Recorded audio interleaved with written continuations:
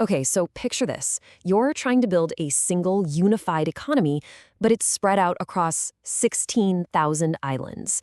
That is the huge puzzle Indonesia has been trying to solve for decades. Today, we're going to break down their entire journey, from locking down their waterways with some really strict protectionism to throwing the doors wide open for reform.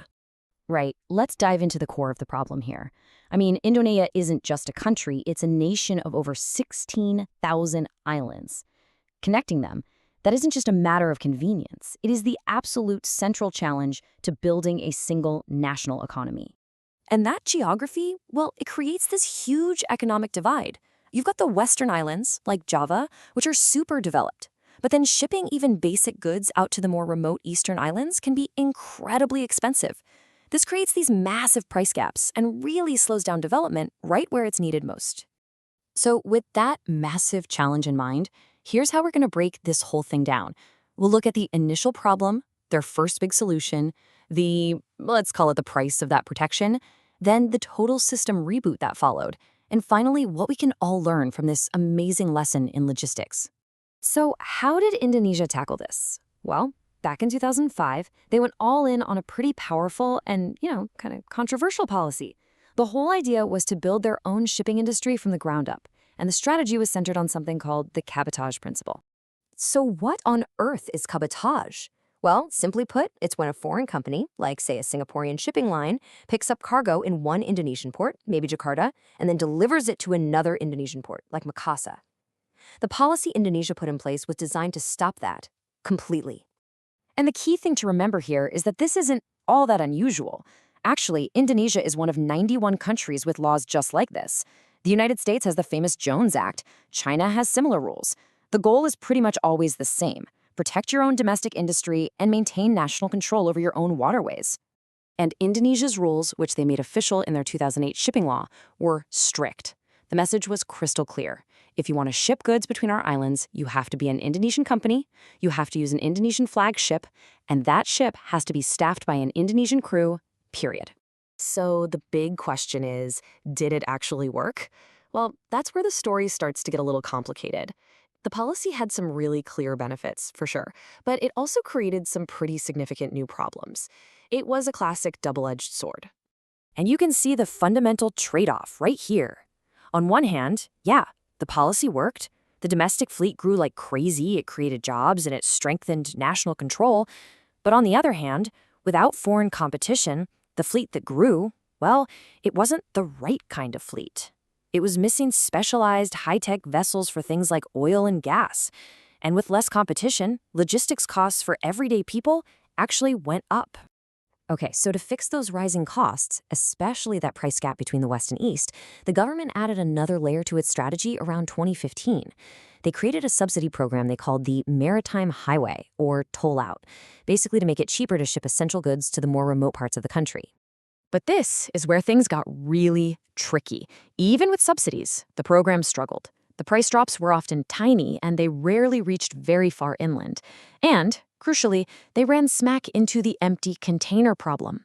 Ships would head east, packed with goods, but they had absolutely nothing to carry back. That makes the whole round trip really unprofitable and inefficient. So by this point, it was becoming pretty clear that just protectionism and subsidies, well, it wasn't going to be enough. The whole system was clogged up with inefficiency. So Indonesia, with some support from the international community, decided it was time for a total system reboot. And listen, this wasn't just some minor tweak. This was a complete overhaul. With backing from the World Bank, the government launched a major reform program designed to attack high costs and delays across the entire supply chain. And the new strategy was built on three really clear pillars.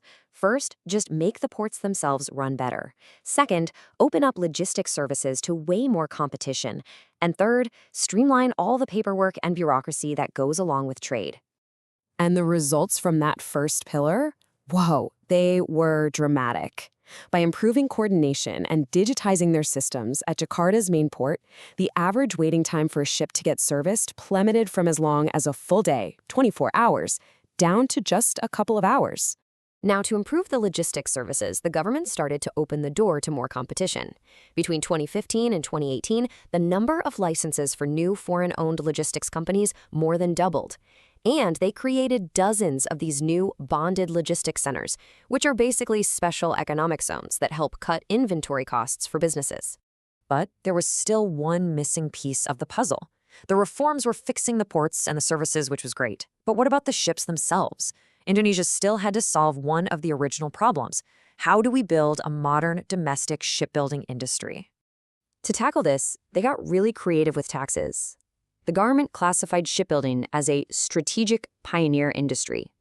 What that meant was, if a company was willing to make a huge investment in building ships right there in Indonesia, they could get a massive tax holiday. We're talking potentially paying zero corporate income tax for up to 20 years. That's a huge incentive. So after all of this, the protectionism, the subsidies, the massive reforms, what's the big takeaway from Indonesia's incredibly complex journey here? What can we learn? Well, first and foremost, the combined strategy actually worked. After those reforms kicked in, Indonesia made this massive leap on the World Bank's Global Logistics Performance Index. They jumped 17 spots in just 2 years. I mean, that's a huge improvement in efficiency. And the really crucial point here is that no single policy was a silver bullet. The success came from layering these different strategies. The journey started with protectionism to build a foundation. It was supported by subsidies to address the social inequality. And then, finally, it was supercharged by reforms that drove real efficiency and competition. So that brings us to the final question. In a world as connected as ours, is a national barrier a shield that protects you, or is it a wall that just isolates you? I think what Indonesia's story shows us is that, well, it can be both. It can work as a temporary shield to build an industry, but if you're not careful, it can quickly turn into a wall that isolates you from the very efficiency and innovation you need to grow.